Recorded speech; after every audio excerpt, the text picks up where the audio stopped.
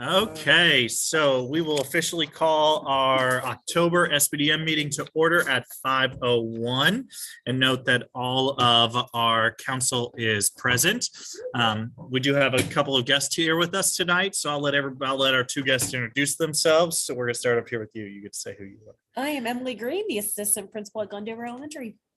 Awesome. I'm Leah Hacker. I'm a practicum student at UK. And this is third grade. Awesome. Nice. Awesome. Well, we appreciate you being here and learning from it. You picked a fun meeting. It's a little foreshadowing there. So today will probably be a little bit longer of a meeting than we've had previously, just as we're talking through data and looking through things. I was sharing with Lauren today that we did not get access to the school report card until today with everybody else. Like, we didn't get to see it in advance. We saw our data, so we knew what that looked like, but we hadn't seen how it was presented till today. And then I didn't get it to load till about 20 minutes ago. So today we will go ahead and move on to our first item on the agenda, which is the approval of the agenda. I did move just a few things around for flow purposes, but everything is still the same on here. I did add the wellness policy back on here because we want to come back and revisit that. But do we have a motion to approve the agenda for today? I motion. Motion by Ms. A. Is there a second? I'll second. Second by Ms. Russell. We should just go around. Any discussion? Okay, all in favor of approving our agenda for today, please say aye. Aye. Any opposed? Motion carries. Okay, moving on to the next item, which is our approval of the minutes of the previous meeting. So if everybody wants to take a second and look at the September 20th meeting minutes. When we're ready, we'll take a motion in a second to approve.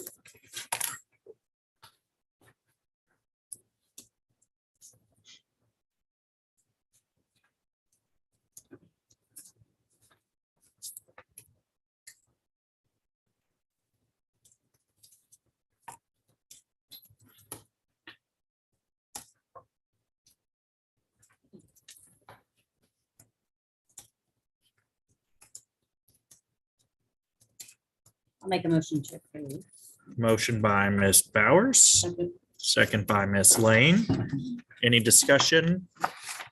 Okay, all in favor of approving our agenda, please say aye. Any opposed? Motion carries. Okay, the next item on our agenda is the good news report.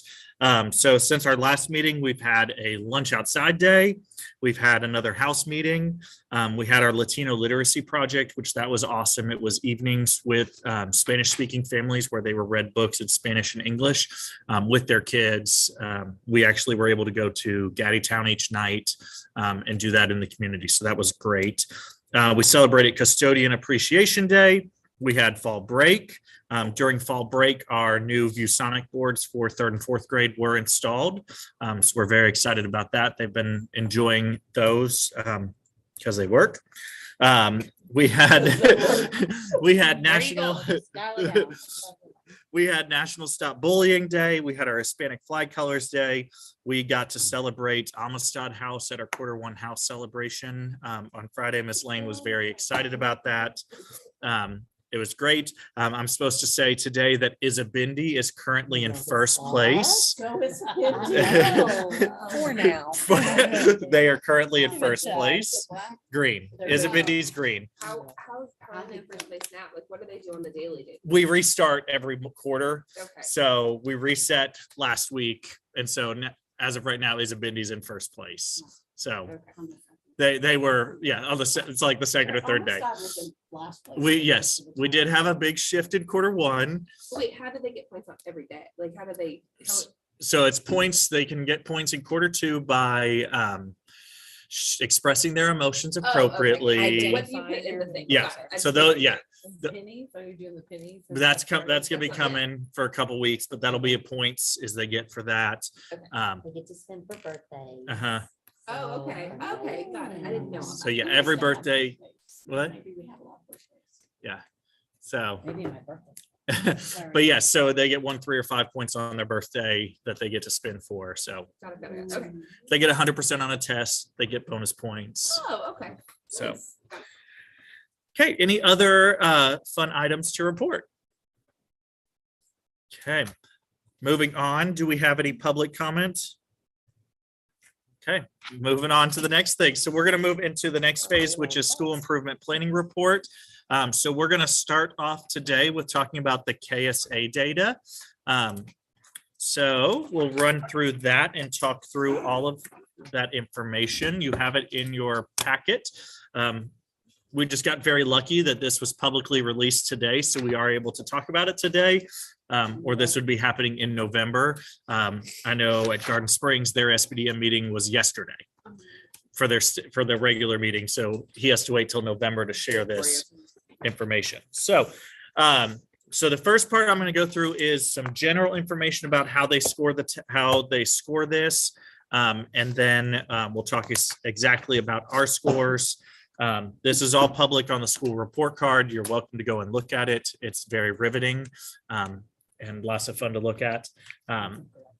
Lots of graphs, lots of just weird numbers. So this test represents our 3rd through 5th grade students from last year. So we're looking at those students. For this year, the state has given us a score, a status score. Status just means it is focused on the actual achievement.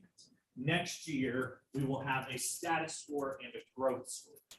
We'll have both that will combine to equal our overall score. So our status score can be red, very low, orange, low, medium, yellow, green high, and blue very high. I won't leave everybody hanging like I did for the staff when I shared this with them. I waited a whole hour, but we are in the green category, so we're in the high range.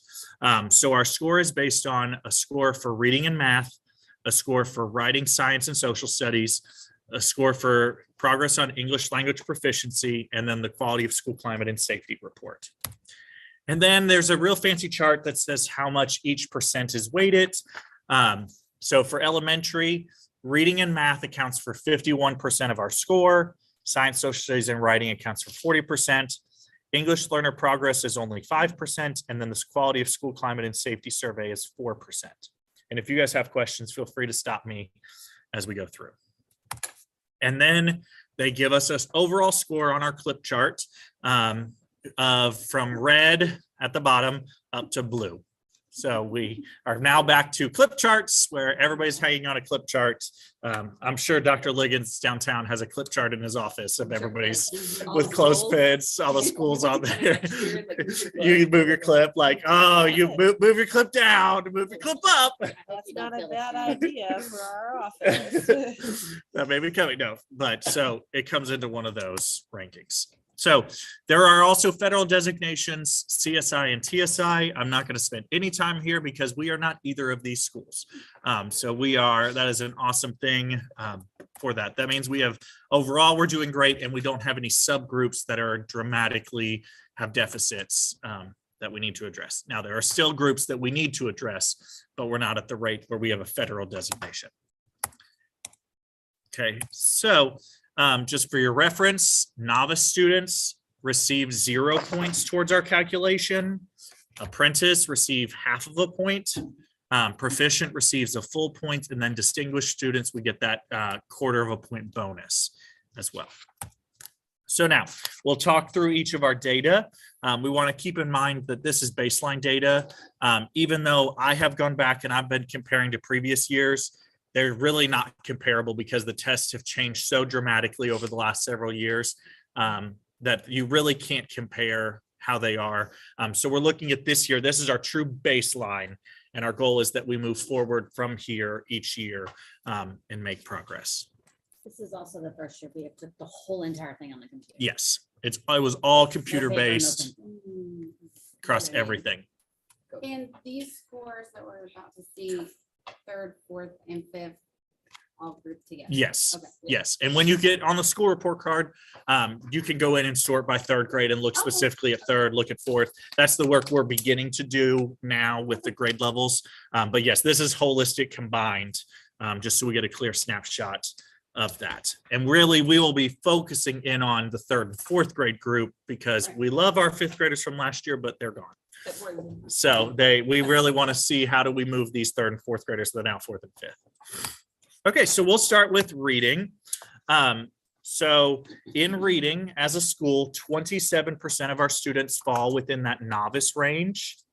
15% are apprentice, 28% are proficient, and 30% are distinguished, for a total of 58% of proficient and distinguished.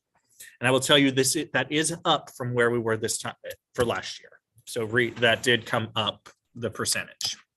Okay, when we look at this chart here, these charts, I've just kind of put them together so that they can kind of give us a graphic. This is looking at male versus female. Female is the lighter color and male is the darker color.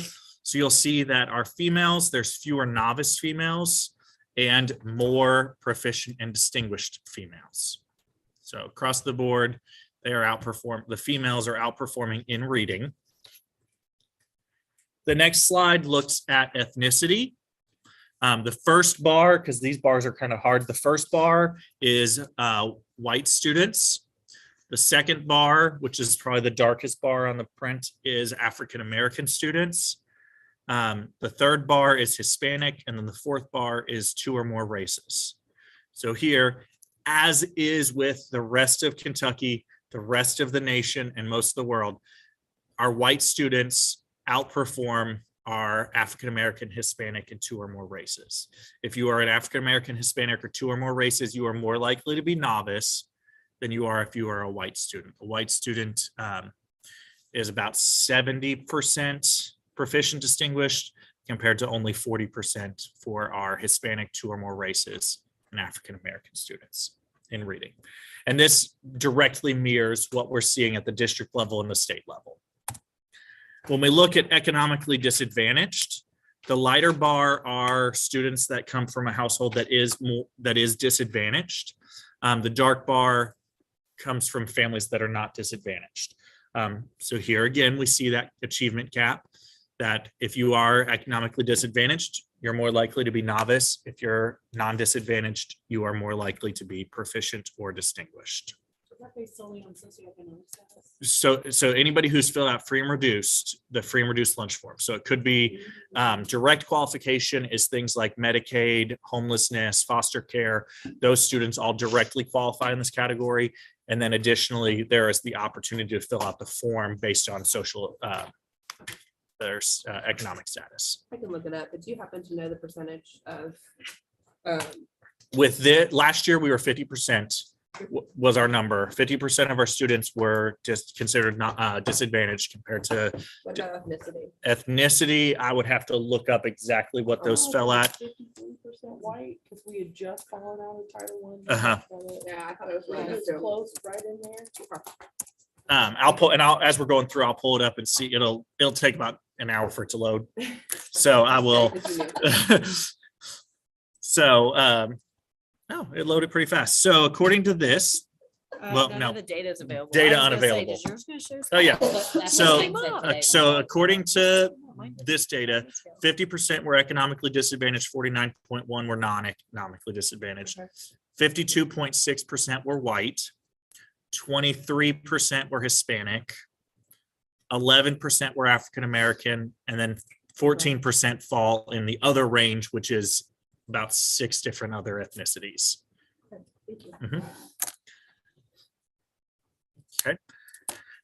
So the next slide shows you special education. So again, this is 3rd through 5th. This is any student who's identified as special education. So we do see some speech students in here, as well as students that are in those other categories as well. But again, if you are identified as special education, which in order to be identified as special education, you have to demonstrate a significant gap between your same age peers. So thus, you are more likely to be novice than a non-special education student. So again, not any surprise here. The next area is our EL students. This is one of our key growth areas that we're working with this year, is really targeting in our active EL students. And this chart here actually includes students who are monitored, who've exited out of EL services, but are still being tracked. And EL means English language learner. in case I didn't say that. So EL students, again, are more likely to be novice than non-EL students. And that percentage, let me see what that percentage was, if I can find it. Nope, it's not on this one page. So, okay, so going into math, I'll run through all the scores and then I'll talk to you about the They also overall. test newcomers who are new to English after 1 year. in the Yes. English-speaking school. That makes sense. Yes, if you've been at school for 1 year, you have to be tested. So in that 1 year, the kicker is that 1 year can be whenever. They have to spend 1 year. I had a student when I was in the classroom who I taught 4th grade. He came to American school in kindergarten and then went back to Mexico. And he had to test immediately upon arrival because he had a year at some point in their schooling. Wow. So Never it's mind the study show it takes. 6 years. So, okay, so for math, novice, apprentice, proficient, distinguished, 25% of our students in math are novice, 20% are apprentice, 32% are proficient, and 23% are distinguished, for a total of 55% overall proficient and distinguished. And again, this score is up from last year.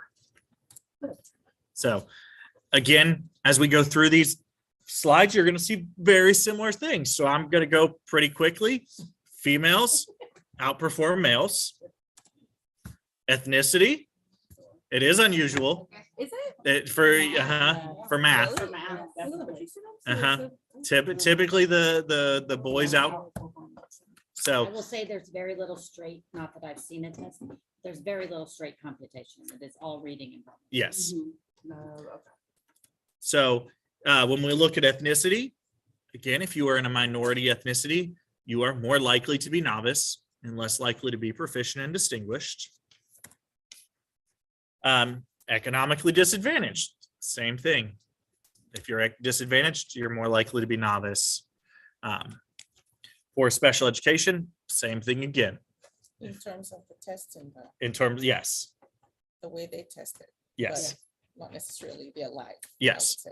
And I will say, we've been doing a lot of work with looking at this economically disadvantaged group. And what we have found is that students who are only economically disadvantaged do not have the disadvantages compared to same age peers. It's when that disadvantage is paired with something else like EL or Spanish speaking or Hispanic or African American, or those things combined typically result in a lower performance score. Whereas if you're only free and reduced, you're able to perform. Based on Glendover formative data in the Yes. classrooms. So that's just what we're That's kind of not seeing formal. as we're looking through that kind of trend.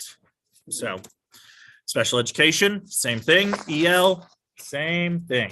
And as Ms. Bauer says, many of these tests have gone to more reading and writing. So if you can't read and write in English, you're going to struggle. Okay. And typing. And typing, it's now typing. Yes. So science, very pleased with this. Only 11%. Science is tested in 4th grade. So it's only 4th grade students. Only 11% of our 4th graders scored at the novice range. And I will say this and social studies are literally reading tests. They are so, if you're reading, if you cannot read, you will not be able to take this test because it's so situational and it's read this situation and then respond to it. So 11% phenomenon. Thank you. 11% are novice, 39% are apprentice, 26% proficient, 24% distinguished, for 50% proficient and distinguished. You will see as we go through some of these that some charts have been left out of subcategories we previously looked at. That is because we did not have enough students in those subgroups to get a score. Is that a 10 still? Is it It's still 10 per grade in order to get a score, or you can't be able to narrow it down to a score for an individual student. So some of these we don't have data because you could, by process of elimination, figure out this is this kid's score. So if there's any chance that we could figure anything out, they did not publish it. So we have access and we're looking at that data, but we're not allowed to share it publicly from there because it's not valid. So in science, Another surprise, females outperformed the males in science, which is great for the field of STEM and moving forward with that culture of women in the STEM environment. But that is where we're seeing. For economically disadvantaged, again, the more disadvantaged you are, the lower you perform on average. Great news here is the apprentice is higher comparatively for that group. They're more in the apprentice range than in the novice range, which, I'd love to toot my own horn. It was that way at the state level. yeah, well, hey, we're gonna toot our horn. We're gonna toot all the way. For EL students, again, we see that EL students are more likely to perform lower, but they are much more evenly spread. We see fewer of them at distinguished and more at novice, but proficient and apprentice, they're able to compete with those kids. Okay, for writing. So writing is unique this year because writing combines two tests. We used to get editing and mechanics used to be a 4th grade test, and then on-demand writing was a 5th grade test. They've now moved editing and mechanics to 5th grade and combined those two scores. So 5th grade now takes both tests. So these scores are the combined scores of that. So for writing, we do have a much bigger deficit in writing. 19% of our students are novice, 49% are apprentice, 31% are proficient, and 1% is distinguished. We have one student who scored a distinguished score. And I will say to get a distinguished on writing is impressive. It is like 95th percentile, right? Like you have to be super up there to get a Pretty sure I distinguished would score. not score. And I- again, this is, they're typing. They're typing. Right. So it's written, it's not, and like, and what we've seen now is we used to be able to push kids to do a lot more brainstorming, and Yeah, exactly. now it's all on the computer. So they're just like, Yeah. So do they have to brainstorm? Like they can't brainstorm? they anything have, they like on a can, piece they of have the paper? one piece of paper that they can use for scrap, Okay. I that they didn't know. can. And, but it's pushing, I mean, you're asking 11-year-olds. No, to I get it. brainstorm, and they're like, yes, of course, I'm going to do this elaborate, Yes. elaborate web of Yeah, idea this is- development. Let's do And it, then so what I'm doing. okay, so here, when we look at economically disadvantaged, this is the only area that we get a score in. it's also a read and respond. You It might is, wanna yes. add, so again, They have to read. you have to read and respond. So if you are economically disadvantaged, you're much more likely to be novice or apprentice. And you look at our proficient distinguished, How does writing compare to district? we're same. We are on, yeah, we're mirroring to above. We're holding at our same level of performance across all these assessments across the district. What about the state? Same thing. We're kind of just at that level above. So great news here. Our distinguished student is came from a disadvantaged family. So that is One. hey, we're gonna celebrate. So it is a 5th grade test, but Is he still in the building? no, Were they So- 50? no. So, That happens in a lot of places outside the US, I have to say. uh-huh. You don't have to be rich to perform well. Yeah. No, absolutely. It's the culture. So social studies, this was the first time we've seen this assessment. All the other assessments, we'd at least seen them coming. We'd never actually taken the social studies test. So we didn't know what to I feel expect. like without COVID, they would have piloted that. They like would did have. with There was a science. plan to pilot. Yeah. But then it was supposed to test, and then we were supposed to test in 2020. That was the pilot year. And then COVID hit. And so then they moved the pilot to the fall, and those kids were going to have to take it in the fall. The 6th graders were, and then they canceled that. And so we didn't ever see this test until 2022 when we just took it. 25% of our students were novice, 29% were apprentice, 32% proficient, 13% distinguished for 45% overall. When we look at gender, we see this is the one area where our boys outscored the girls. So our males outperformed the females, but while they outperformed the females, they also had more novice. Hmm. So, and then again, economically disadvantaged. We see, the more disadvantaged you are, fortunately. Okay. So the next area that we'll look at is the EL progress. So this is given based on the access test. Remember, this accounts for 5% of our test. So here it's a whole scale of points. We get 0 points if they make no growth, minimal growth, or negative growth, 60 points if they make about a half-year growth, 80 at 1 year growth. So there's a whole table. Does Pearson own access as well? No, they do not. So the Pearson's or WIDA owns access. So this chart here, which is in your PowerPoint, shows you if they get last year, if they had this level score compared to this year's current score, and then you find where it crosses, tells you how many points they get. So what you can see here, this shows you the percent making 0, 60, 80, 100, 140. I like the last two bars. Our goal is that our EL students make a full year of growth. Their test is from January to January. So they're in a different window. So they actually came back during COVID, had to take access during COVID. We had to bring them in, test them, and then they tested again this year.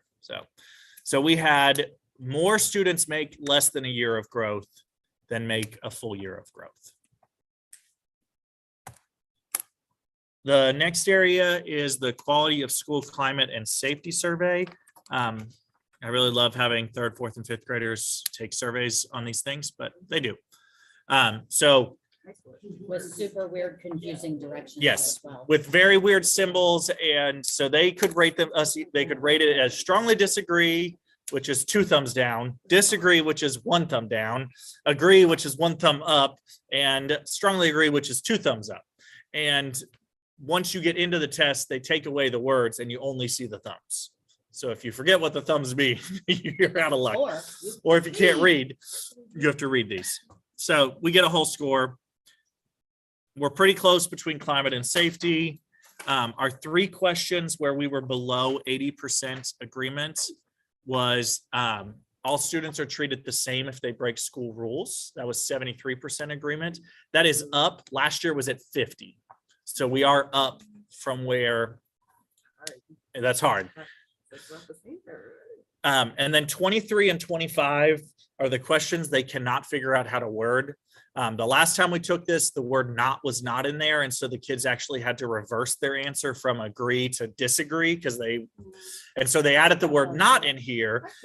And now it's more confusing in my opinion. Students being mean or hurtful to other students is not a problem for this school.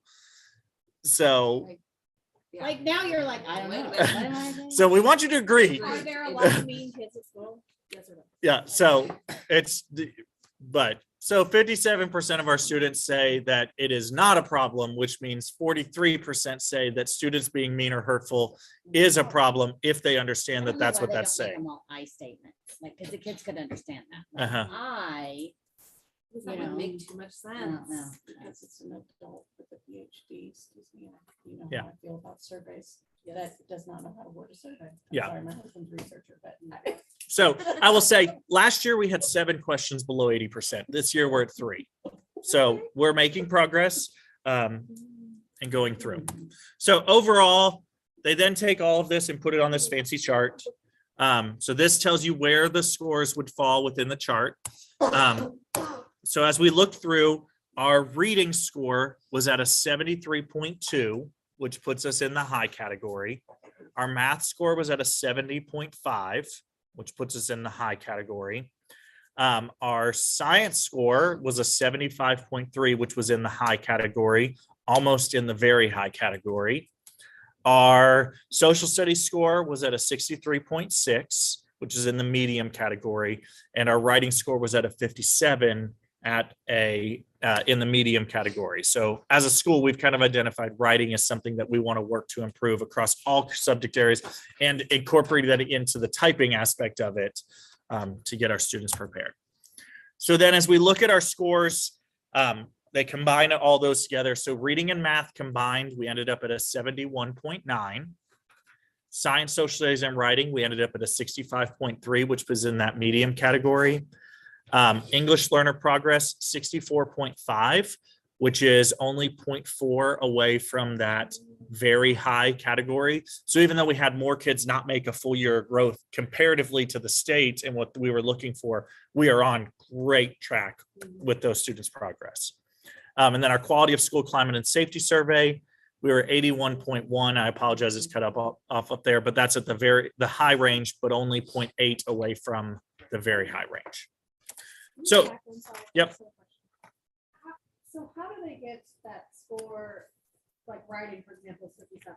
That How do is they get that number? that is where the points come into. So every apprentice is a 0.5, every proficient's a 1, and then distinguished is the 1.25.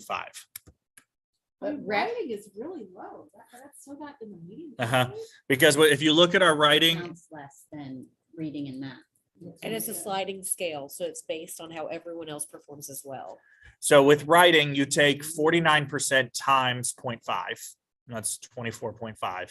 Proficient, you take 31, which is 24.5 plus is 55.5 plus then 1.25, which should And then Equal- writing isn't worth the same amount as reading and math. What was that cut? I can't remember what those were. that reading and math is 51%. Okay. But yes, so that's how they take your percentage and then multiply it by those points, and it's a whole, which it's not even by the points because it goes up to I don't. So we're just lucky the bulk of our numbers are apprentice and proficient and not Yes. novice and distinguished. Yes, that's why we want to continually work to reduce our novice down, because those students get they don't earn us any points. Right. So Okay. they get us nothing. At least if we move into the apprentice range, that you get half a point. And I will say that's how the bulk of Fayette County schools this year escaped being CSI, is because of the apprentice. They got the kids into that apprentice range. So they made a lot of bang for their buck, at least for that. But yeah, so it goes by, if you had 100% distinguished, you'd get the 125 point. That's kind of how those. So then they take all of that times, so they take these times the 51% times the 40% times the 5 times the 4, and they put it onto the sliding scale. So this is the only one that's a sliding scale. So this will change each year. What constitutes a green school will change each year based on the percentage. There's only a certain percentage of schools within the state that will be a blue score. There's only a certain percentage of schools that will be a green score. So wherever that cut falls, they look at the number of schools and say, okay, this percent is the top 10% falls blue. Who's the lowest in the 10%? Where's that cut score? And it may have a little bit of shift around, but that's It's like an inverted bell curve. Uh-huh. You've got less over here and more over here. Yeah. So overall, we're at a 69.3, which is puts us in the green category. I will say that I told the staff today, we are the lowest green within Fayette County. We're right there on the cusp. But that's great. Because like if there was a 67 score. Yeah, School that was so- yellow. Yeah, so 69 was that hard cutoff This year. this year. So yeah, that's where we're really looking is how do we keep going forward? It gives us great opportunity for growth. Go up to like 72, but then be a yellow. If everybody grows enough this year, then that scale could go a little bit higher and a little bit higher, because there's no end scale on here. Like it's just more. So the number one school in Fayette County is Scapa at the elementary level, and they were like a 97. And the next was Rosa Parks, right? So, Rosa, like, which- it was You really Scapa, count Rosa that. Parks, and then Ace were the top 3 within Fayette County. Outside the middle. So, Yeah. and at Who were the lowest? the lowest, Harrison away. Harrison, Williams Brown, and Cardinal Valley, I think, were the 3 bottom. No, no, you're right. Let me pull up my fancy LAX 18 pictures. Yeah, I was looking at this morning. It was definitely William West Brown and Harrison. William was Brown. Yeah, William was right in Harrison were the only 2 red Uh-huh. in elementary. Where's Milford Fall? That is good. So Booker T was the lowest. Oh, Then it okay. was Cardinal Valley. Or no, sorry, I'm going backwards. Harrison, William Wells Brown, Here we go. then Russell Cave, then Cardinal Valley, then Booker T were the bottom 5. Top 5 was Scapa, Rosa Parks, Clays Mill, Ace, and Cassidy. Clays Mill and Ace tied with the same score. So Better. And isn't it Harrison and Lynn West Brown? that They're have the CSI. extended school They're year? they They're do. Promise Yes, Academies. the Promise Academies and everything. So, which they did show growth. It's just not enough. They're seeing the same thing we're seeing with our economically disadvantaged, except for it's their whole school. So their data mirrors what ours looks like. It's just they're at 98% free and reduced, whereas we're at about 50. I'd say people that live in the district don't put their kids in those schools. You know what I mean? Like, I know a lot of people that live in like Chevy Chase or in the downtown area that choose to put their kids in private schools. Yeah, like They if don't they're, want them to go to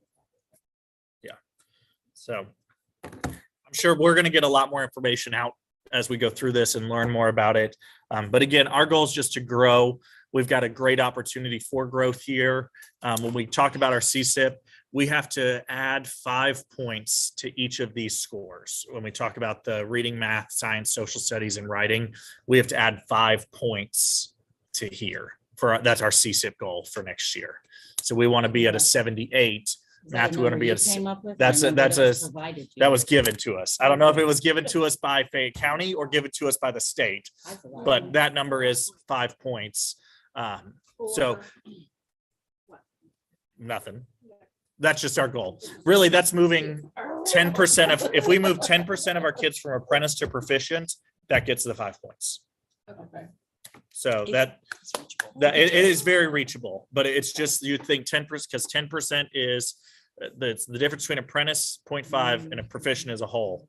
So we need to get 5 points somewhere.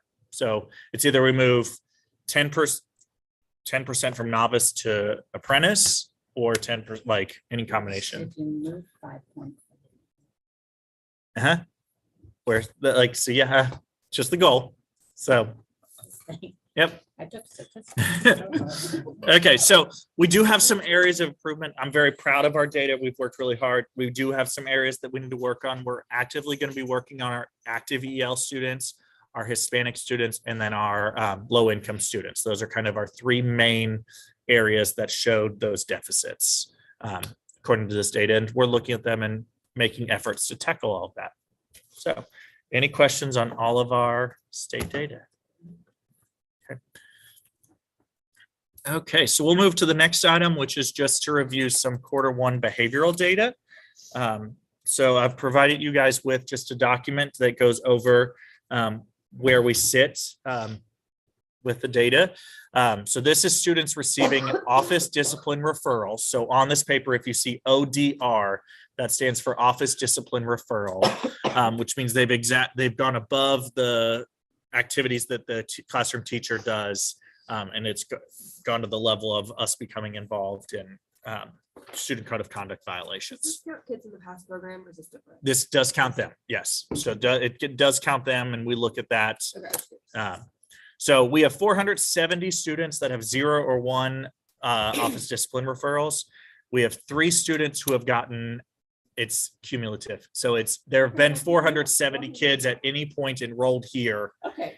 At some point, we've had kids come in, kids come out. This also counts preschool, like it's all of those things. Yes. 3 students have between 2 and 5 referrals. 1 student has 6 or more referrals. The next box, ODRs by grade level, we have had 18 students receive a referral this school year, which I will say that is up from last year. But we've been working on confidence of the staff that they are allowed to put in referrals, and we want this documented. In the past, things weren't always documented as well as they could have been. So our goal is we want our data to actually reflect what is going on here. If kids are having issues, we need to document it. ODR's office discipline. Discipline referrals. So all of our referrals right now come from 2nd, 3rd, and 5th grade. So if you had a kindergarten, 1st or 4th grade, Not anymore. we have Sorry. had some changes since the end of the quarter that have opened up some other grade levels. You can see here, the next 3 items are the event type. The first one on here is fight student to staff. I can promise you there is never a staff member fighting a student. But according to the state, anytime a staff member goes hands-on, we have to code it as a fight. Because that when we code physical aggression, student to staff, it gets coded It as a should just fight. be physical aggression, because that could be hitting or kicking during like having to leave the room, or it's, sorry. So, but yes, no, you're good. Yeah, she enters all of our behavioral data, so I can promise you. These are all people that are. I will also say that we trained have the restrained, past Yes. program because It's me. in the last year, we felt we were, how I said it, we were given the opportunity, that doesn't sound right. We properly documented behavioral issues, therefore making some students who really needed it have the opportunity to have the past program at our school. Yes. Does that make sense? It does. Yeah. Yes. Yeah. So if you ever see fight student to staff, that just means a student went hands-on with the staff member and the staff member had to physically respond in order to ensure safety. Yes. Fights, there's the second top one is fight student to student. Student goes hands-on with another student. Doesn't mean fist fight, means a kid could have If come I- over and pinched and like hit, and the other kid didn't do anything. It's not like a fist fight. Yeah. That's still It's up. just- It's hand on. Yeah. Preschool number. I need to check that. Okay. Yeah, well. And that shouldn't have to be explaining. And we should not. Vocabulary, because And we used to have be physical very aggression. It used to be on there and they've And I'll taken it say away these from are us. Statewide codes. I mean, Even today, I was like. this is I in don't every know county. which Yeah. one. Fayette County has some unique ones, but most So- of them are, And then 3 of them are profanity or vulgarity. yes. So then you can see the locations where our referrals take place. And this is where they start, not always where they end, but where they started. So we'll see some things, 12 of them started in the classroom. But we Which is think about, typical, because that's where they spend 90% of their day. so 3 started on the playground and then 1 kind of sporadically around. The next area here is, when does it happen? It predominantly happens on Wednesdays. interesting. Which is always the day one of us isn't here. So It's midweek, the kids have had it. Yeah. They're like, Wednesday was always historically. the big day. Wednesdays is always big. Mondays, they come in tired. Like So Mondays are like, oh, I'm lethargic, I'm tired. Tuesdays and Wednesdays are our biggest days. Thursday, they're like, I can make it one more They day. can survive. There's light at the Friday, end of the they're like, never mind, I tunnel. can't. Friday, we're like, whatever, just be done. Exactly. The next part looks at what time of day. So we have 8 to 8:59. So right when they come in, we've seen some issues there. And then typically lunch and recess is when things start to pop. Something's happened at lunch or recess, or they're just done for the day. Yeah. And no bus, that seems really good. We I feel just, like we buses- don't listen to the bus because they write everything up. I'm So, just saying, but- buses usually hot spot. a bus doesn't go in here unless we put it in here, because the bus writes up everything and anything. A kid looks at you wrong and you get a bus referral. Like, You see those? well, yes, those come to us. So You have a lot of them? not as many, not right now. Because we have very good bus. We do. drivers and bus operators. Yes. At the school. Very good. I It's think it typically helps when that there's they added the subs. Extra person, like now that they have. I a have bus monitor never at all times. Coming from Boone County schools, like as the AP, I used to ride the buses with our high Oh, yeah. need buses last year or the last couple of years. So I think it's great. I had to ride buses Yeah. with classes before. It's I actually a lot of remember- fun. I remember. I enjoy it a lot. So the next area you can see is what by resolution, this is what we've done. So our top 3 are behavior intervention plan, conference principal, and phone call. Those are just kind of our standard behavior intervention plan, means that we already know. This is a student who we know and we're implementing what's on their plan, but we're still documenting it. The next giant section is about in-school suspension days. We have not had any in-school suspensions. The next area is out-of-school suspensions. We've not had any out-of-school suspensions, so those are all 0. And then students suspended, those are all 0s. So, and you can go through and there's graphs now. The nice thing is they finally built this in a program from in Infinite Campus that we can run this report and it just pops. It used to be that we had to run 10 different reports and build all of this independently. So I will sing their praises that It is- I will sing one section of them. Yes. Well, this is a Fayette County thing. Infinite Oh, Campus okay. did nothing. Yeah, Fayette County that did is this. Fayette Oh, I County. see, okay. But The one student, I'm assuming he does, or he or she, they do receive additional support. Yes. Okay. yeah, every student that's on here either is special ed or has a plan in place to support. Except one, That was what I was wondering. except our third grader, Oh, yeah. except one. So. And as kids get higher, as they move up in these thresholds, we start to look at, okay, what do we need to put in place for them to move forward to be successful? Okay. So that is our data.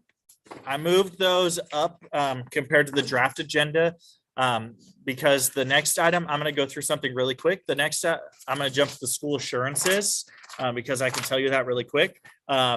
This just says that we assure all these things. Most of them are not applicable because it all talks about Title I. It's Title I, CSI, TSI. We're not any of those. So all of those get marked not applicable. The only one we marked yes is, do we fund certified and classified positions that are reasonable and necessary? And I said yes. So we have assured everything. The next document is our needs assessment. So this is leading into our CSIP work. I'm going to give you an overview of this. Then I will let you read this at your leisure. I'm not going to go through and read all of it, but it compiles all of our data from MAP, NSGR, KSA, attendance, behavior. It's all compiled into one document here. So this part says, let's get to where it is. So the first part says, how did we come up with all this stuff? That's just a generic paragraph. The next section where it says review of previous plan, this just goes over what our current CSIP goals are and kind of how they work. What I put there is that we're still working towards all these things. They're working, we're showing progress, but we just need more time. I can't say definitively, yes, this worked without a shadow of doubt. And I can't say, no, nothing's worked. The next part where it talks about trends, this is where you can look at our data. So I'm not going to make you read this today. I'm not going to read it to you, but it shows how things have changed since the 2021 school year. It's right here. Right after I'll the. leave you alone. So you're in the right spot. Okay. You just go forward a little bit. Okay. It's before the school Oh, got it. assurances. Okay. Sorry, I jumped to that because that was easier and I could say Right, it's yeah, done. Got it. Right here. We're just teachers. don't worry. Then the current state section, which is on page 6 of that document, that just very clearly defines, thank you, Bye. very clearly defines where are we at right now as we start this. So I will hit on this section. 23% of our students are at or below the 40th percentile on the math test, 24% on reading, 31% of our students are identified as English learners, which 25% of those are active. 5% is what's called RFEP, which RFEP stands for Reached Fluent English Proficiency, which really means that on one test, they got a 4.5, which means that the state has said you have mastered English, but you are nowhere near English mastery. So 20% of our students are identified as gifted and talented or primary talent pool. As of yesterday, 40% of our students are identified as free and reduced. So that number has been dropping recently. 55% of students were proficient or distinguished on the KSA math test. 25% of those students were novice on math. 58% were proficient or distinguished on reading, and 27% were novice on reading. And then attendance was at 94.91 last year. So the next section just says what our priorities are and concerns are. This is where we've detailed out those concerns with our EL students, our Hispanic, and our African-American students, and our economically disadvantaged. Strengths and leverages. This is just the great stuff we have going on here. And then Do they not do the non-duplicated gap groups anymore? no, they just look at each gap group separately, and we have to target them separately. Even so- though they are duplicated. Yes, and so that's where we're looking at is who is, like, So we that thing is, doesn't, that's just. Yeah. it's got, so what we're looking at is the kids that fall into multiple of those subgroups. And so we've identified 7 subgroups that are like consistent across everything. And we're looking at how many kids fall within those ranges. We have, I think, 8 kids that have 5 of the 7 deficit areas. So we got a big old list. These are the kids, so we can start to look at. I think you have yours on the It's over card. there. Yeah, it's just got student names on it. Yeah. So, but it's got a whole list of how many categories they fall into. We're looking at Spanish speaking, Hispanic, EL, free reduced, African American, special ed. Male. No, Let me see where it is. What did you said Hispanic, Spanish, EL. Hispanic, African American, special ed, Spanish, Amharic, which is a African American speaking language, and we only have 4 kids that speak that. Active EL and free and reduced. So we have a group of kids that are 5 of those. Then we have a bunch that are 4. But of this list, 258 kids fall in one of those 7 subgroups. So that's what we're really looking at. What is the gap groups, and can we target certain kids? And that's what we want to use this data to help us target kind of how we spend our ESS money and how we do our summer school, and really targeting in on these kids that maybe are in more deficit areas. So it had mentioned earlier that our free and reduced students as a standalone field were not struggling as much as some of our others. That's where that came from. Is when we're looking at our formative data, we're like, wait, if that's a standalone gap for that student, that's their only gap, that does not seem to be impacting our students here at Glendover. So when he's saying like the 5 or more, those are our students that we're seeing repetitively or repeatedly falling into that no mastery category. And then you have the key core work elements, which just says that we're going to keep working with our PLC process. So super fun reading. If you want to, it was super fun writing. And I won't lie, since I did it last year, I just copy and pasted and changed a bunch of the numbers because a lot of the things are still, our needs have not changed dramatically in the last calendar year. That's why I don't understand why we have to do it every year. Okay, any questions on our CSIP phase 2? A whole lot. Okay. So our next item that we will go through is to talk about our budget reports. Here you have our munis and our school activity funds.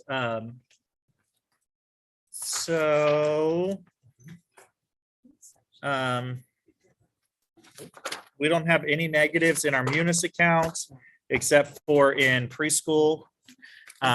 They don't know how to budget their money now. It's because they have not put that pot of money back in. I think you have a typo in this. Does that matter to you? Which one? Your phase. I don't care. Ain't nobody reads them. No, for years now. Okay. One test, but okay. What's the gun? Yeah. But so you have access to all of those. The school activity fund, again, that is our school money. That is on 2 pages this time. It's a front and back. And again, we're still working on that spending plan. With Barbara leaving, that's kind of put a little wrinkle in how we spend things. We've had to put a few things on hold from there. Okay, so the next item on here is the ESSER exit plan. So, as you know, if you were on the council last year, or you listened to some of the meetings, we received a federal grant called ESSER, which was for a total of $500,000. And it was a 2-year grant that we could spend. That was we've already spent most of it. It's most of it's gone. Still get your hope. So we have used that money to purchase our family community liaison, some interventionists, classroom teachers, just to provide to address learning loss and to come back better from the pandemic. So when we did our budget in the spring, they had us budget for averages, and they would just say we have this much money, and everything. So we had to average cost things. And so with what we averaged there, I spent every single penny and we approved every single penny to be spent in that ESSER budget. Now, they now have actual costs of people. So now they can go in and say, okay, this person actually doesn't cost 75,000, they only cost 55. So we're going to give $20,000 back to the school. So what that means is we have $55,000 to spend. Are you sure? Yes. Yeah. I've asked Are you this, positive? I have asked Good this question 10 times. And so that's why I'm coming today with the idea of kind of how to spend this money, that would like to just kind of talk through, and here I'll explain some of these things. So we can talk through and look at those things. We were trying to find things. We can't spend it on technology, can't buy furniture, can't buy blank, blank, blank. It has to be things that address learning loss. So I'm not saying we need to, can we buy people with it? not anymore. We could have, but, that's what I wish they would have let us do, that we could have spent more back in May. Yeah. With all of that. So we kind of, Ms. Green and I brainstormed some different ideas that we would propose spending. So the first item is the Ron Clark Academy House Mania. That is where our house system is built from. It's referenced from there. So we would like to send our 4 staff house chairs and then 2 additional people. So six people total to go to that. That would be in January. Then the next area is the Ron Clark Academy RCA Expo, which they do 2-day conferences about once to twice a month, where teachers are invited to come. They observe in classrooms at the Ron Clark Academy. He's all about engagement and new learning and just getting kids excited about learning. So we would like to send our leadership team to that. We do have a few people that are both in the house side and the leadership side. They don't get to go both. We're going to have somebody from their team go, but so that there would be somebody from each team that has gotten the opportunity to go to the Ron Clark Academy and just see some of their programs. The next area is the guided reading short reads fiction. If you remember, we bought the nonfiction with Title I and ESS money. So this would just be buying the fiction program. The next item is Kagan training. For a 2-day training for our whole staff would be about $16,000 for that. And I can tell you that lots of people in the district would want to come to that as well. We don't have to do the cooperative learning. It can be other aspects of Kagan. There are other aspects to Kagan that are not just the cooperative learning. Don't say it, Elizabeth. I know. I was thinking, Like, how many of us have, I'm just, I know. I guess I'm know. looking at it from somebody who's been trained in Kagan Uh-huh. multiple times. And I'm thinking, is this really the best bang for our buck? How many people have not been trained in y'all Kagan could do an in-house strategies? training where y'all can lead it. I mean, it's. I don't know. I mean, I'm just. So I'm gonna throw that, sorry, am I allowed to Nope, throw you something go. out there? I'm gonna throw something out there too, that number one, we have a lot of staff that's not been trained, but I do hear what you're saying. So I know I've been through it a million times, but when we're doing walkthroughs, I can count on one hand how many times I've seen a teacher using a Kagan strategy during walkthroughs. Yeah. I mean, Well, just because they don't use them doesn't mean that they're Yeah. trained. that's I mean, I'm true. sorry. That's I mean, true. I mean, I'm just. That's true. I feel like I've y'all could been do an trained in-house in- where I you've been don't trained a use million them. times. I mean, you can lead it. I mean, And it could be something that we're- That are, being 2 used as well days, that are too, that's a similar lot or to jump on effective the as well. bandwagon, too. I think it's. The issue is we have to have this planned by the end of October. okay. So we would have to come up with how we're going to spend $16,000 that is going to directly impact student learning loss, and stuff is not the answer.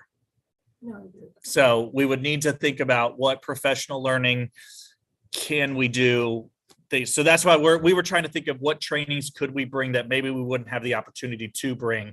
And so that was kind of our thought process with all of that. So we can, I'm okay having discussion through this.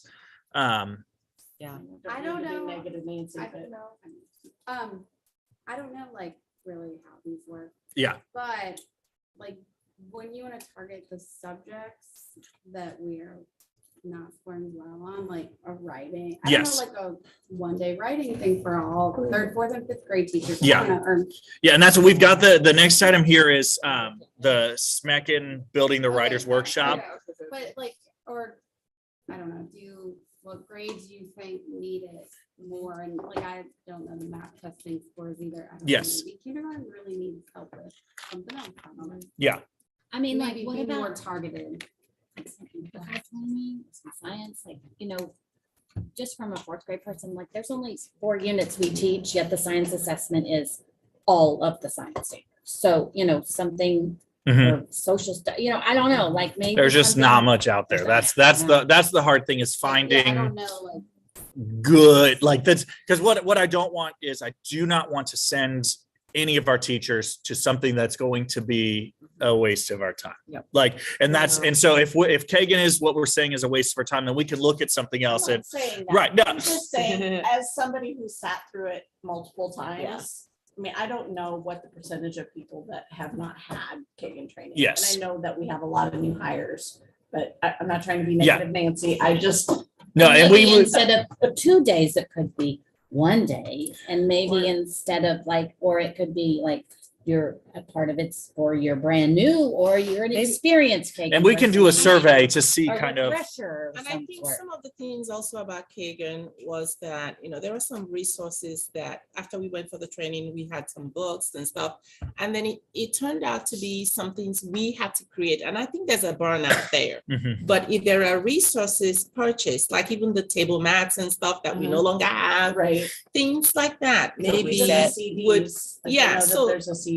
exactly. Yeah. To That use. says- There were a lot of materials we couldn't purchase because the cost of the training was overwhelming. yes. So at this point, I think maybe there's a refresher and then materials are purchased. So yeah, we could rather look at than doing having this to as a just have to 1-day create training and that. use the other 8,000 to purchase That's a stuff. great Maps idea. and Like if you Absolutely. come to the training, you Absolutely. leave with your The stuff, you know what I Yeah. mean? Like, Yeah. make it tape or Absolutely. whatever. It's it a is. maintenance and- Or is there any And I think that's where the fatigue is. It's just- Not that's high quality. That's been the hardest thing is finding a good, high quality something like What about, could it be for subs for flex days where you can do intentional long range planning with your teachers? we can, it's just finding have subs. subs. Because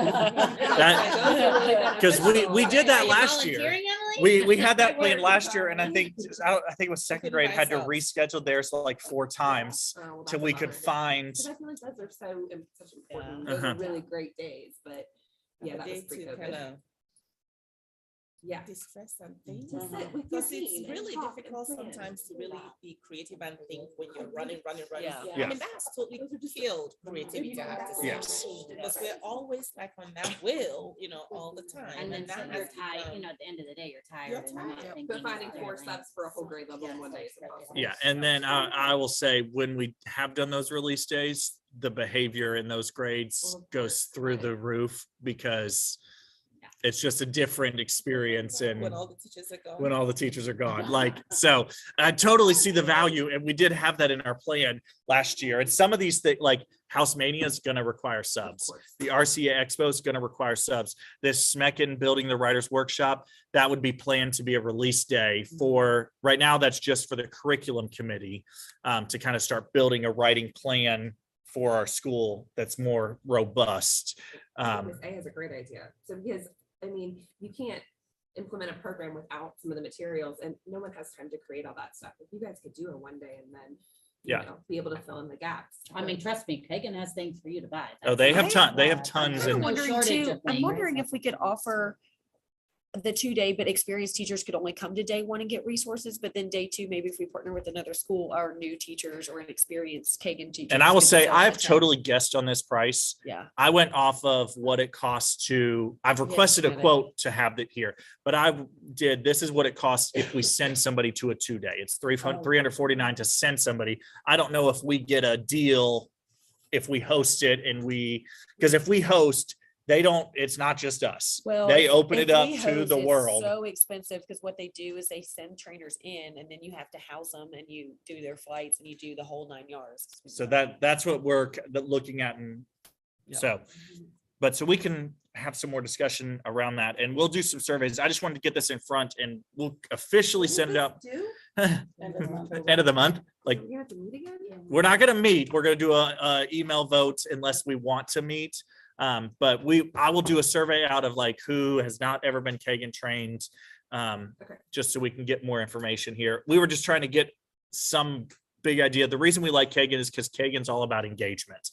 It's engagement strategies, it's activities. It is a lot, but that's what we were thinking. How do we target something that's going to be across all content areas? I think just with anything, it's the quality of the, just like Of the teachers, presenter. it's the quality of the presenter, and maybe we have some trauma. Well, it also- something from our last, like, It also came too from like our walkthroughs and our look fors that we're going for that align with what we're working on in PLCs and what we're working with our Cs. It's all aligned to that engagement. And so that is directly connected to the district plan, to our CSIP, to our walkthroughs, which is to our PLCs. It's all part of that big mesh together. Does that make sense? Don't have so many resources to do that. Like, We do. just- We do you have know a what lot I of mean? resources. And that's why I was like, I don't want to buy more stuff Like, that's we going to could go in the room of we could- requirement.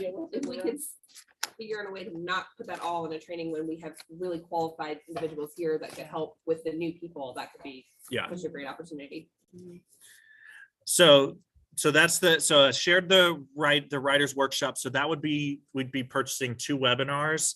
One would be a 3rd through 5th grade webinar, and one would be a K through 2 webinar. But then we would also want to do release time for those teachers so that they could actually sit down with us. We would all watch it together and kind of start to build that plan. So this is another just a idea, model. Was there anything that springboarded from the Latino literacy nights? Because that's really our, like, I know we don't say non-duplicated gap area, but that's really that. Like, are there things that we can provide families? Are there things that we Family can engagement, expand that's more family engagement? Because that's really what makes a difference. Yeah, Like, we can look and see. or can we look at hosting like, some like, people to help, people to bring them in, people to drop things off to, just some sort of idea. like engagement of, what finding a school, some sort of liaison between the two.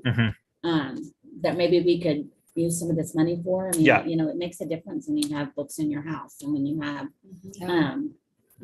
Yeah. I'll have to look into see and kind of see how how we can do the family materials, because S are so weird yeah. that we just have to make sure we stay within the regulation. I'm just saying if we could provide, every family with like a book box or a, or, Can you feed them? Can you just run No. them through? No food. That's how you get them in. Yeah. So but if you could have like Or a, could we like PTA partner gets with a grant. local business that wants to donate free food in that instance? like come and pick, or could we team with Krista and when they come pick up their. holiday Krista's teamed with baskets Lizette for this and, time Yeah. to I connect. just feel like that would be, that's our gap group, that's somehow to get this money towards our gap group, maybe probably more. We're on the than- same page. We talked about that with ESS as well, because we don't have enough funds to run an entire ESS program. Right, And so we talked about going into our lower income communities to support those. but even if families. we don't have, yeah, you do, here we brought to you. like, Yes. so, Yeah. like, So yeah, we'll look at some materials and ideas that we can have for those things. Yeah, good idea. I'm sorry to shoot down your. Hey, we were literally, we just kind of brainstormed something with that. So the last 2 items on here, we can totally take these off if we want to. But we've been doing training over the last several years on the universal language of literacy that principals have. So what this is looking at every person in our building saying the same words when we talk about like assessment. And so do we all have the same exact words when we talk about like argument? Do we all have the exact same definition of what an argument is? And so this is a program where this Danielle Dickey, which he is very engaging.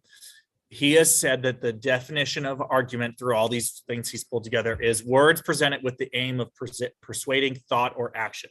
So if they ever see argument in text or some concept, they have this idea that argument means it's the persuading thought or action. And then the other one is main idea. Do we all have the same exact verbiage, or are we changing that at 3rd grade? at fourth grade? Is it slightly taking on a different meaning? Or does the state of Kentucky change? So this is what a text is mostly about. So my proposal would be to get like, so you can see here, this is, you gonna let me zoom? No, there we go. Okay, maybe. So these would be the words that you could get, that we would get. So argument, analyze, author's purpose, central idea, citations, claim, compare, conclusions, contrast, delineate, describe. Some of these are only like 6 through 12. So those are $79 for a set of cards. So I would like to get every classroom a set of the like cards. And then they also have posters that we could hang up that show. I mean, we're not buying the K through 12 posters, are we? What? Which ones? Are we just buying like K through 6? It only comes K through 12. There's only 30 cards and 30 posters. Okay. So these are the top, or 36 words. They're the top 36 words that if we all have the same definition, he has data that shows that it will actually helps to improve achievement. I think it might help moving the novice. Mhm. Like, I think Novice can't read those. Well, kindergarten's not all the words. it's not necessarily like, yeah, but Yeah. I mean, K, they talk to them, so it's like. Yeah, Yeah.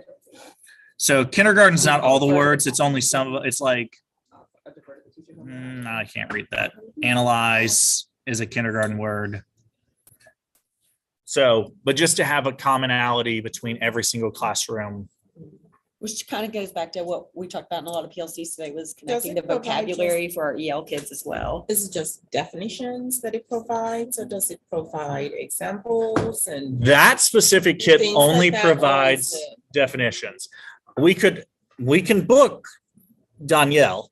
If we don't want to do Kagan, Danielle Dickey, we can actually book him to come and he will speak and do a whole PD. He's got a whole bunch of stuff. I didn't have to say. He does. I mean, there was a time, remember, we had all those academic language. He's really good. Like he's come to the Class, principal meetings several Like times. a pendulum. I think the definitions were on the back. I don't know what happened to those. But we, at some point in our lifetime, we had these, remember? They were on Yeah. orange cards. Yeah. I They just had said definitions on the I back. I mean, we've done this before. Uh-huh. And then everywhere you would post this, we focused on academic language and making sure they understood the definitions and everything and all of that. And I think because things change a lot, they seem to cycle. It's like they never were done. And but they're there. Mhm. So I don't know. So $55,000 is a lot of money to try and spend in 2 Yeah. weeks. I know, but And then, I don't know, we printed those ones on cards and distributed, I think it was, I mean, like I have on my Karen wall that now, did claim, those or evidence, somebody and did reasoning, those. like Mhm. from Amplify. Like, that's up, like argument, claim, evidence, like I have those up now that are from Amplify. Yeah. I even have some of the orange cards still left, you pull the ones you use for your specific And grade describe level. and And then explain you and always identify. model and, yeah, We had a whole bunch do of them the- and then we were told, exactly. just do identify, And describe, yes, explain. yes. And Do you have then any I- idea what other schools in your cadre are doing, spending, how they're spending money? They have not said, like, and it's because it's been so fast. We literally found out about this yesterday. Do you So have any way to ask them quickly or? just I can wait? try. I don't know what they'll send. And then we have to figure out quotes. And I can tell you, these are the main things that people are talking about is what's like, I guess like too, we just don't have any option, like, mhm. yeah, there's. It's no very what we're doing limited in how to instead, spend it. You know, Yeah. I don't know. But it's a lot of money. Yeah. Money to waste on stuff. So, and that's why we didn't want to be in the month, like, let's order this one. We Like, went down through a list. I was like, furniture, no. Technology, no. Like, I would love to be able to buy Panels, all no. new And we went technology. through all of and- this. It was like, no. So what's the short list of Elizabeth? what you can use it for? Okay, I know the PD raw and material stuff. Format has PD and changed, stuff. right? And people, but So not- will not something people like a writer's themselves. workshop Not at this point. address? They would No. accept if you were Because doing it doesn't like- address learning loss. It's writing, it's very much writing to demonstrate learning. Like if you So had to that's say like, basically- if we had to pick a writing focus, it's writing to demonstrate learning. Can you respond to what you've read? It's pretty much It's like, the yes, claim I know evidence there are other reasoning. types of writing, I get it, but it is mostly writing to demonstrate learning. You read something about social studies and you demonstrate your learning and understanding about that, applying it to things you've learned. Science works the same way, even the on-demand writing is the same way. Mhm. They read and respond. So it's all about responding to what you read, which, is, In Boone, we went away from race last year and went straight to SIR, just claim evidence reasoning. yeah, because which of is how the what, test is. Amplify does. Yeah. That's, we do claim evidence readings. That's all we do the whole time.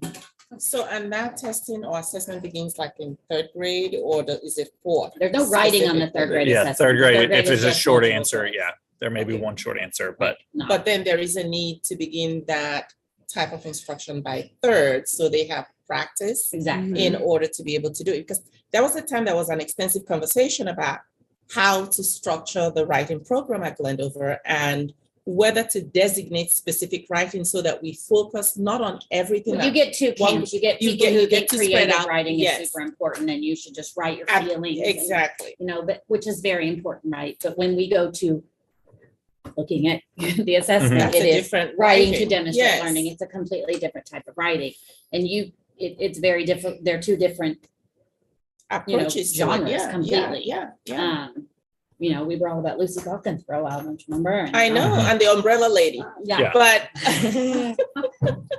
and that's why I don't want to get us into the world where we're thinking programmatically and we're like, let's get this program and let's like implement, like, that's why I want things that are strategy based. I would And love, like, I really feel like that the Ron Clark stuff really buys in a lot of our disadvantaged students, has them a sense of community and feeling and those sorts of things. But I would love for us to try to put this money towards our gap group. And we can, we'll look at ideas that would support Latino literacy and things. Because I don't know we that I can- want to spend 16,000 doing Kagan when we could have like used that money in a way that directly benefited children. Mhm. Yeah. Yes. And I know it's really hard to find that money to spend. You have to spend it by the end of the month. I get all that, Yeah. but I don't know. I just don't know that that's really going to like maybe send more people to run. Like, I don't know, like, or maybe they have more materials. I don't know, but I think that a lot of those kids really like that. I'm part of a thing. I'm part of a, I'm whatever. And, my group is really small. We can talk about it later, but Yeah, but I just feel like I would really like to put as much money towards our gap groups because they were the ones that struggled with COVID. They were affected by COVID the most. They're the disadvantaged. I mean, they're just, Mhm. Through no fault of their own. so we'll keep looking and see. So top three, we're okay with how the Ron Clark and the guy to the short reads. Comfortable with those. definitely. Okay. Kagan, not so much. How do we feel? How do we feel about the, and it doesn't have to be building the writer's work. There's tons of webinars on there. So do we feel okay with allocating about some of that money towards writing professional learning? Yeah, but I really think we need to focus on writing to demonstrate learning. Yeah, it has to And not- differentiate what it teaches per grade level, depending on the needs. We can't all receive the same thing.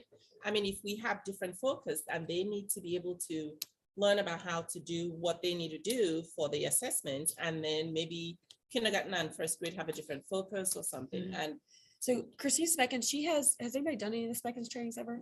Okay, so we did them in Boone County and then a lot of other schools in Fayette County are using them. So that was something that came up at the principals meeting. And she has a lot of different things. I think we can find a way, not find a way. I think she'll be able to tie that all together for us. And then we also wanted to buy the resources that went with it.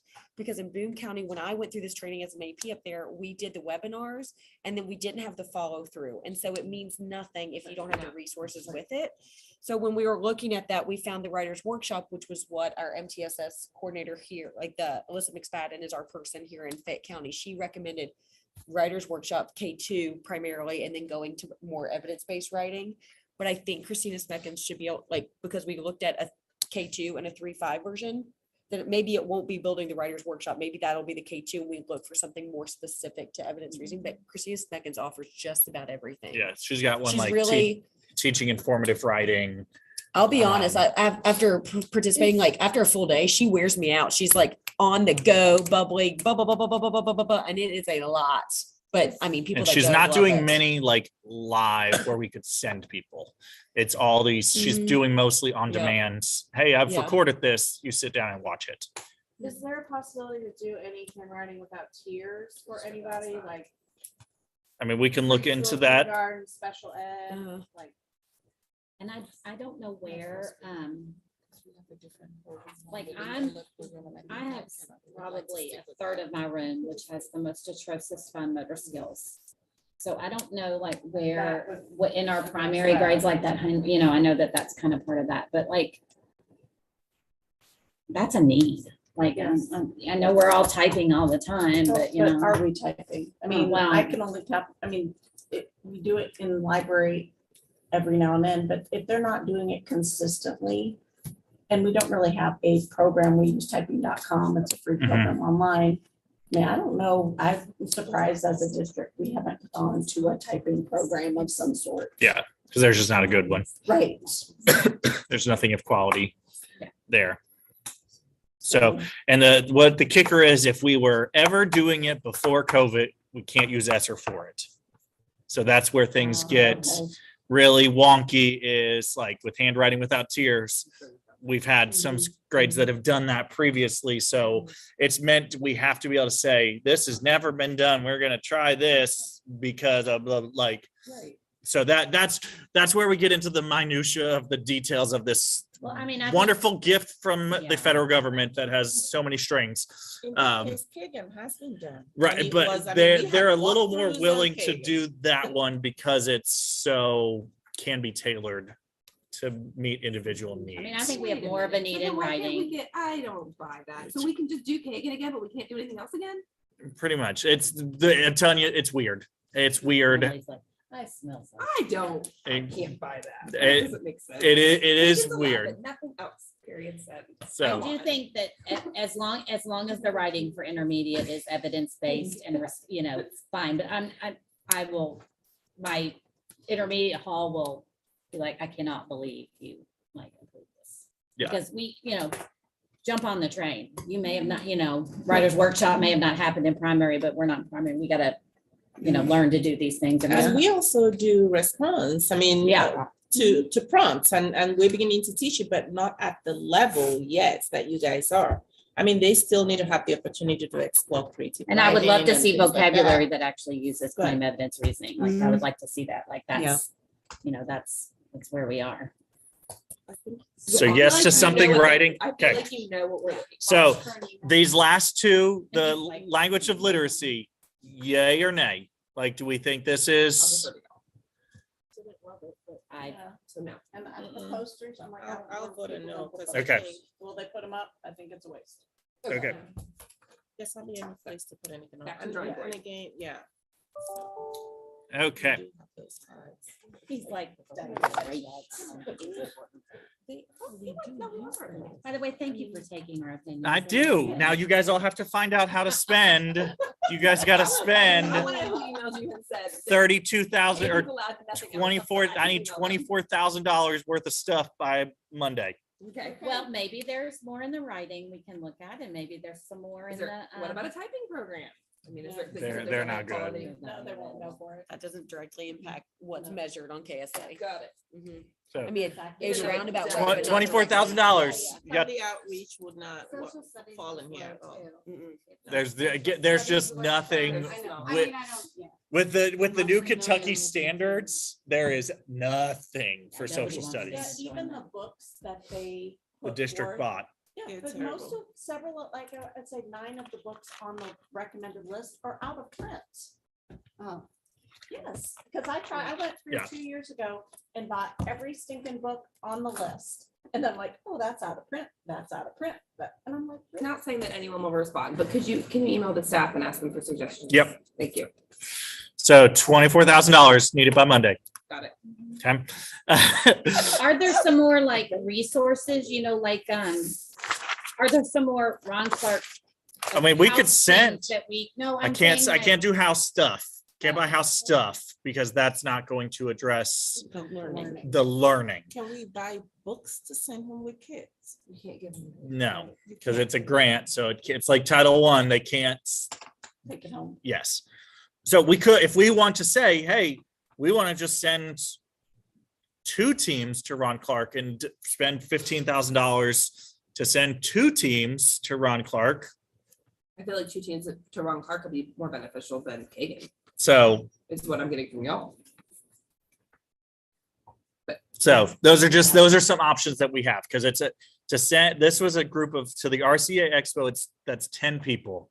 For 10 people to go, food, travel, it's about $15,000. And that's with people being roommates. So So when is that? that one would be in March. The RCA Expo would be in March. House Mania would be, that's in January. They have RCA Expo, they have one every month. So we would just have to, Stagger. I put that in March so that we have time to get subs and plan it So and. it's 10 people that go together and The- this meets up. Uh-huh. It's a lot. Not everybody needs subs. Not all of those need subs. Because like Emily's in one of those groups to go. I'm in one of the groups to go for, But you're like- still looking at least a team of teachers. I that should would be need a official sub. by January. okay, Monday, Wednesday, Fridays. I think up a For subbing? minutes. Okay. So I will just walk out. Sounds good. Because I just work Tuesday, Thursday. you're good. There's not much, Okay. most everything else on here is Yeah. pretty much just Okay. conversation, like looking through. Okay, so the next item on our agenda, because we have 33 minutes before our 2-hour mark, and I want to get us out of here before 2 hours. The next item on our agenda is our committee's policy. This is up for a vote tonight. So you can see here, I mean, we talked about all these changes. It was just some minor tweaks. Any questions on that policy? And do we have a motion and a second to approve? The light gray on there is the changes and the cross outs. It's only on the first page. As the only changes are on that very first page. Yes, motion to- Okay, motion by Ms. Hobbs. Is there a second? Second by Ms. Gerken. Any discussion? All in favor of approving our committee's policy with those revisions, please say aye. Aye. Any opposed? Motion carries. Okay. The next item just back on here is the wellness policy. So I did want to share, I've done a little bit of research. I know some people had some questions, so I'll share what I found and then we'll talk. So the state requires that we have, let me pull it up that I wrote out the notes because instructional, nope. More like screen grab. So the state requires 1,062 hours of instruction. If you convert that to minutes, it's 63,720 instructional minutes is the required minutes of instruction. With Fayette County's generous blessing of a full week of fall break, that took us from 177 days down to 174. So that is where we've kind of changed. They did not add those 3 days in to the end of the year. They're just magically gone. 174 is the minimum number. 174 is the minimum number of days, okay? Of instructional days. So in a school day from 7:45 to 2:35, that's 410 minutes. Lunch is 25 minutes. Recess is currently 20 minutes. That means that instructionally, we have 365 minutes per day. If you multiply 365 times 174, that gets you 63,510 instructional minutes. So currently, we are under the law. So I didn't hear it. that is what the law says. So now I'll open it up for just Where's this? Where's this? this is in the Word document. Where's the document? it's in the instructional let me Lauren found something. KRS I something. found something on KD. okay. Through their like SBDM handbook Uh-huh. that essentially says that assignment of all instructional and non-instructional staff time is implemented by the principal with consult of the SBDM. Yes, So that would be up to you to decide how we kind of move things around. within the regulations of this. Okay. So I want to know what I'm curious about is if we're already below, what's our punishment? What's happening to us?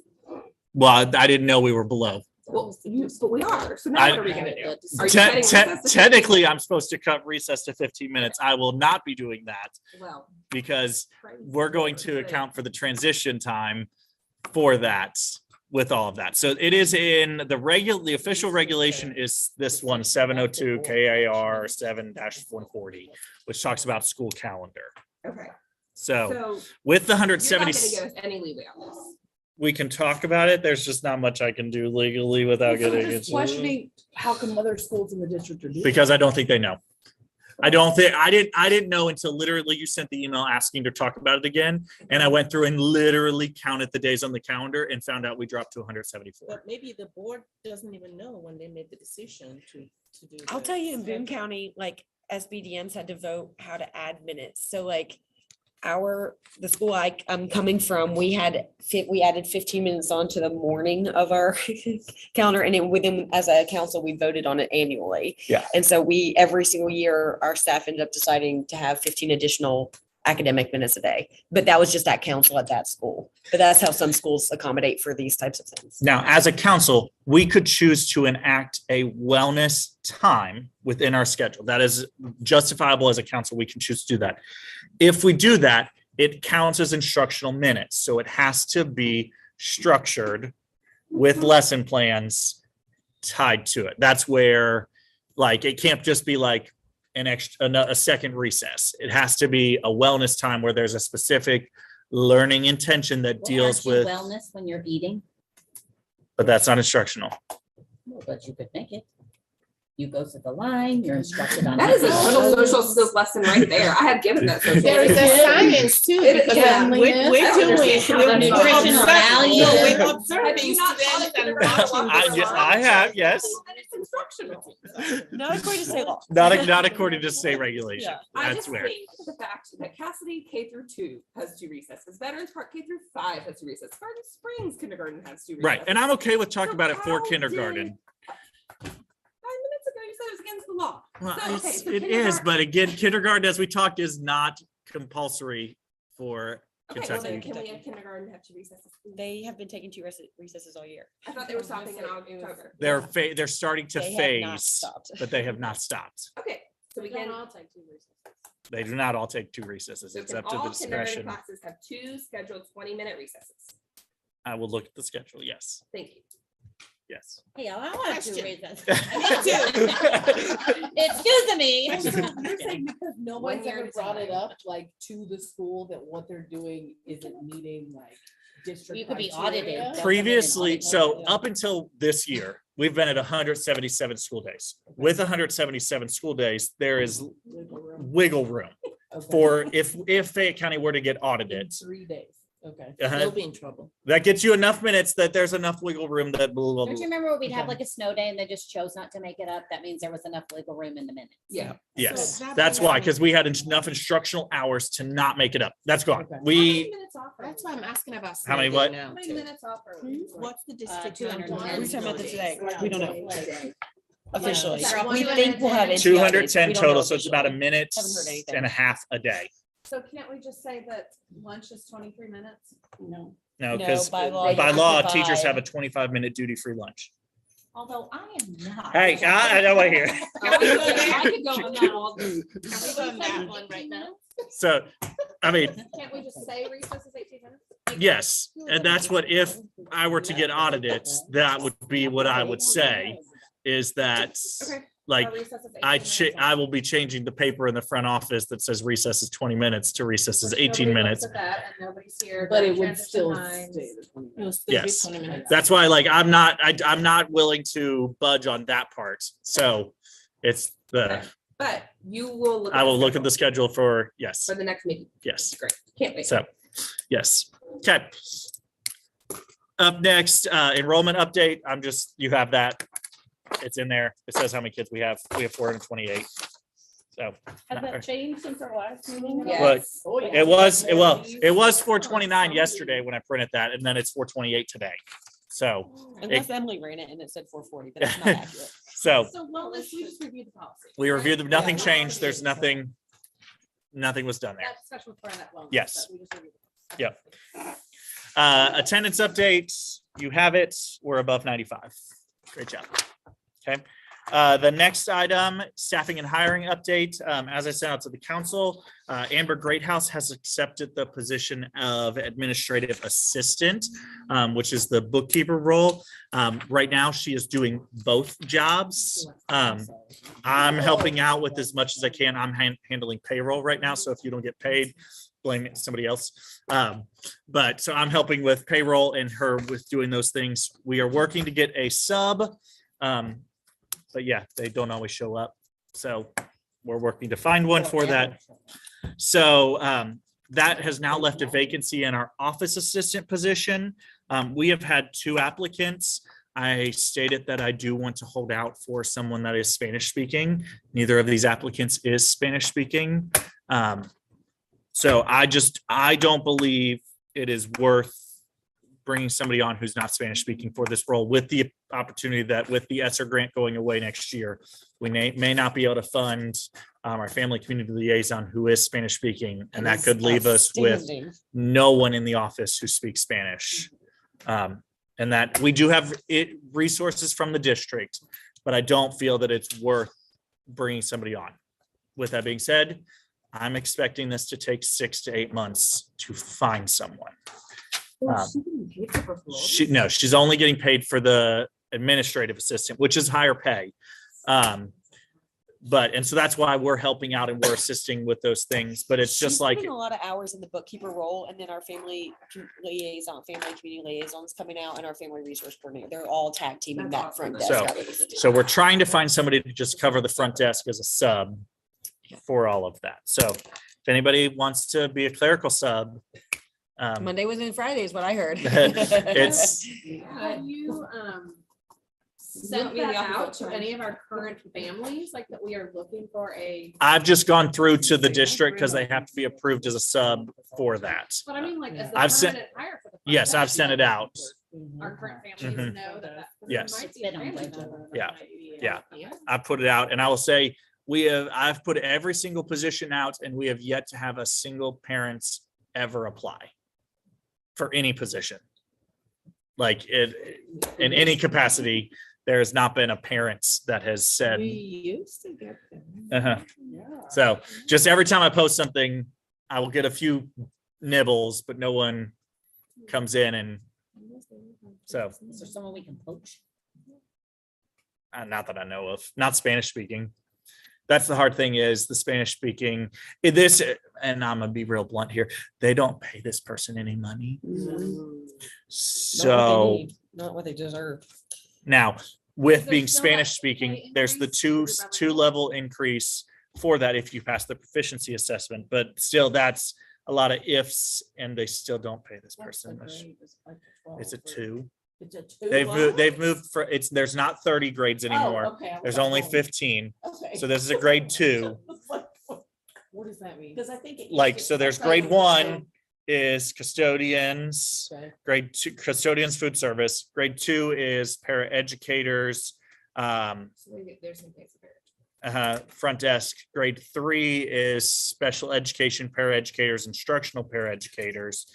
Grade 4 is administrative assistants at the schools. Administrative assistants downtown they're like grade 10s. Where's bus drivers? Bus drivers are grade 1. Bus monitors are grade 1. No, bus is 2, driver is 2, monitor is 1. So it's a whole, They've changed the scale. then. they've changed Are it. people now at least making a minimum? Everyone in Fayette County makes a minimum of $15 an hour. That is the bare minimum. Grade 1, 0 levels, straight out of high school. You've passed the assessments. You can pass all the tests. You make $15 an hour. Here we go. Grade 2, if you have no experience, starts at $16.18 an hour. Has there ever been discussion of eliminating benefits and increasing pay per hour? Fayette County won't do that. I don't know if they talked about it, but I know they won't do it.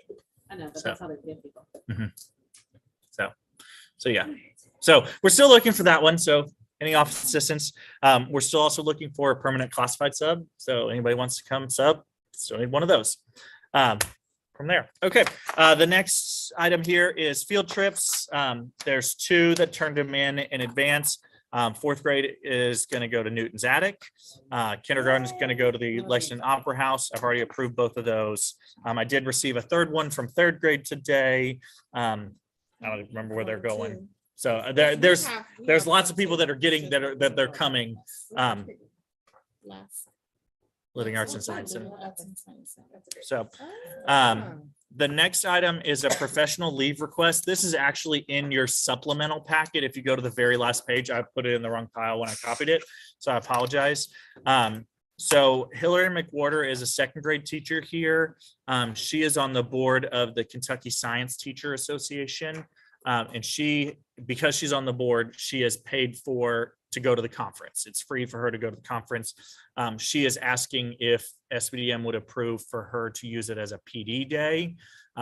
If the council does not approve this, she's fully prepared to take a personal day to attend this conference. Is there a financial commitment on? We just have to pay for the sub. That's the only thing, is we would be funding the sub at about $150 with that. That is not an issue, but anytime that it's professional leave, this is not something that we are actively setting her on. It has to come to council for approval.